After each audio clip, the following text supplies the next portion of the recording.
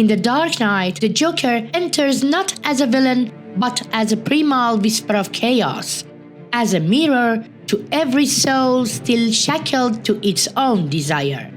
His games are not just crimes, they are riddles of temptation, asking each character, how far will you go to protect what you love?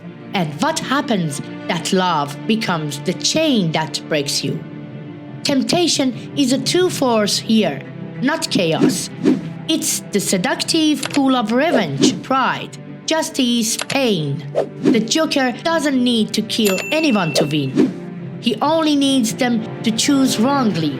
He is not the storm. He is the open door in the storm, the one that says, come in, you'll be free if you just give in. Batman, on the other hand, is the stillness that refuses to blink, not just because he lacks desire, because he knows where desire leads when left untamed. The Joker's final scene, hanging upside down, laughing like a man who knows he lost and still won, echoes one of the oldest plays ever written by Sophocles, Oedipus Rex. In that myth, the hero must solve the Sphinx riddle to save his people. The Sphinx asks, what walks on 4 legs in the morning, 2 in the afternoon, and 3 at night? The answer, of course, is man, because man's journey is fragile and ever-changing. Childhood, adulthood, old age, vulnerability wrapped in illusion of power. In this comparison, Joker becomes the Sphinx, asking riddles not of the body, but of the soul. And Batman, like Oedipus, is the one who dares to solve it, not with intellect alone, but with sacrifice. Joker whispers, you complete me, but what he's really saying is, you passed the test.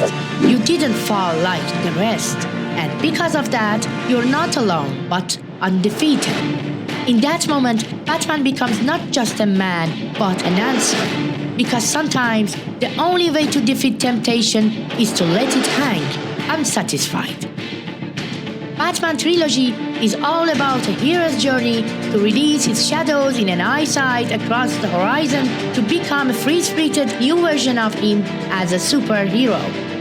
His story is everyone's story through the life path facing with all shadows, depths and reflections to transform into a better and stronger version, extremely flawless, and begins a new life, like a phoenix rising from the ashes. Christopher Nolan's Batman trilogy is not only a thrilling action movie as a professional uttered reference to a new generation of protagonist heroes, but a visual life coach for his audiences all around the world. This is Ellen the Marvelous, the Movie Gangstar. And in this review, I'm going to focus on Joker and his character portrayed by Heath Ledger and analyze the nature of his mind games through the movie to see why Batman preferred to become the Dark Knight, a shadow of crime, chased, condemned, wanted, instead of showing the truth to the society and exposing Harvey Dent and becoming a heroic public figure, preferred to run and let Gordon lies. Now, if you want to join me in a shadow work journey through this review, first hit the thumbs up and like the video. Share the link to your friends and community to support me. And subscribe to my channel, and as all of my reviews are connected to each other somehow, make sure to push the notification bell to be informed of all of my reviews, videos, breakdowns as I uploaded them. Let's begin and jump deep dive into the scene.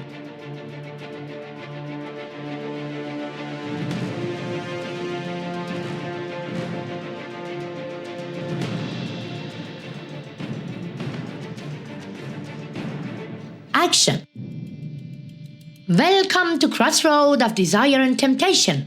This is what happens when an unstoppable force meets an immovable object. In this iconic line, Joker is not describing himself or Batman. The unstoppable force is desire, the soul's wild yearning for meaning, love, truth, and the immovable object, it's temptation, the karmic pattern, unmoved, waiting to repeat the same story over and over again. It is the wall you hit every time you almost grow.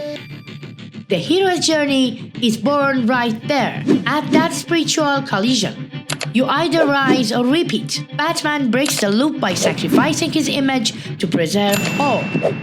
But another story unfolds here. The making of a monster. Harvey Dent's fall. Of course, the Joker doesn't crash into Gotham like a hurricane. He infects it.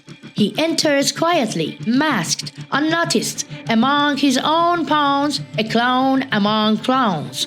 The bank heist at the beginning is more than robbery.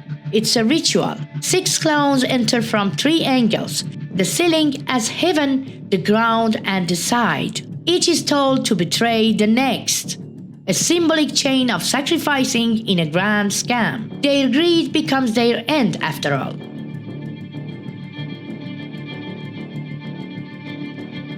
And at the end, only one clone remains. The High Priest of Chaos, who knows how many bullets are left and who makes the final sacrifice.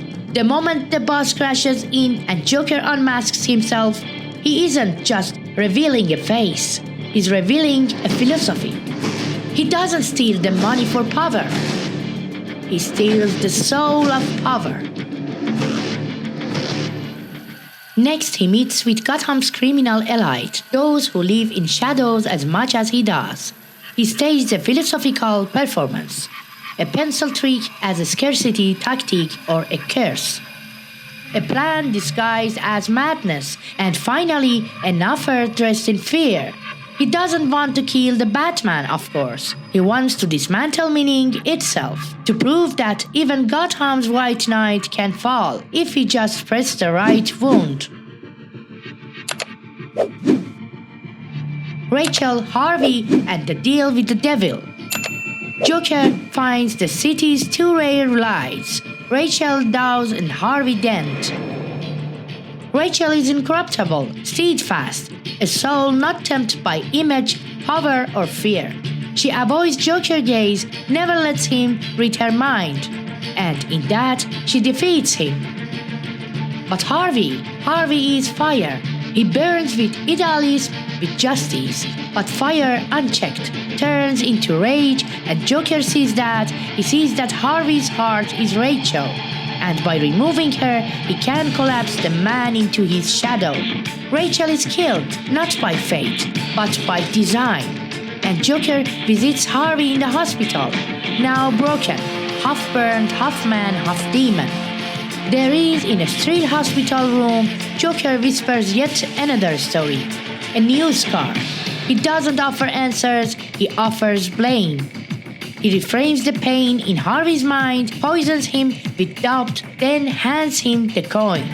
The coin once had 2 sides, justice and chance.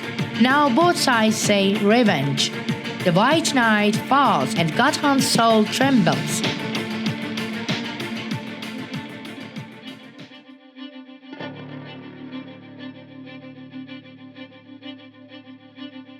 Now let's have a look on the game of eyes and scars. Why so serious? This isn't just a question, it's Joker's invocation. Before he kills, he looks into his victim's eyes. He tells a story about his scars, but the story always changes. It is shaped for the listener, a lie built from their pain, a mirror to their deepest secrets. Then he watches, waits. If they flinch, if their soul wavers, he plans the deal. Why so serious? It's the moment of spiritual doubt, the instant the soul might break. And that scar Joker shows, it's not his, it's theirs. The scar left behind when they almost chose the darkness.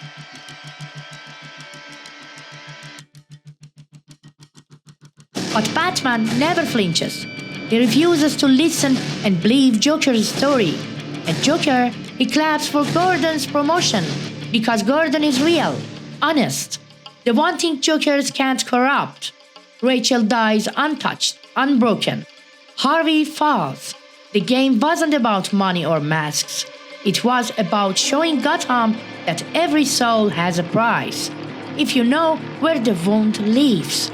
But the real hero is the one who has seen hell and still chooses light. It's all about breaking a repetitive cycle, a karmic loop. The Joker's chaos was designed to repeat history, to take Gotham's savior and drag him into the pit. But Batman refused. He chose to become the villain if it meant protecting the city's hope. Harvey fell into temptation.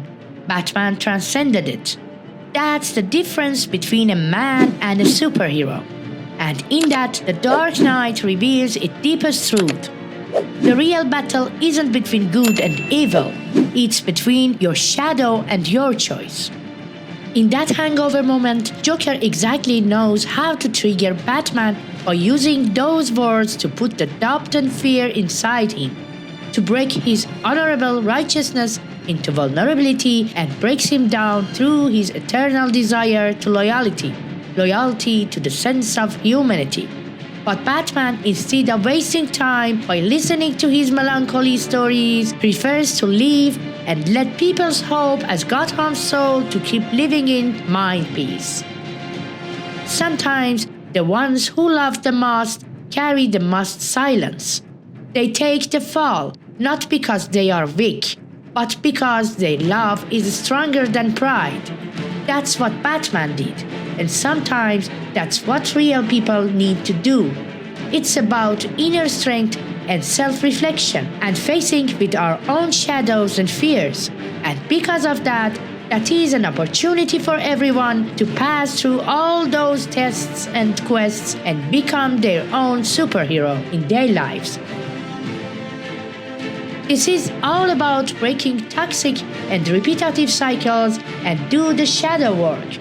This is not fear, this is not weakness, but a humble act of self-sacrifice for the humanity and saving hope. Batman is a superhero because he's not a hero. He's a silent guardian, a watchful protector, and a dark knight. Have you ever experienced yourself in a situation like that? What do you think of him and the lie he created with Gordon to protect city's hope and protect Harvey Dent's face as a White Knight? Please feel free to drop your thoughts and opinion in the comment section, and also let me know if you enjoyed this review or maybe not.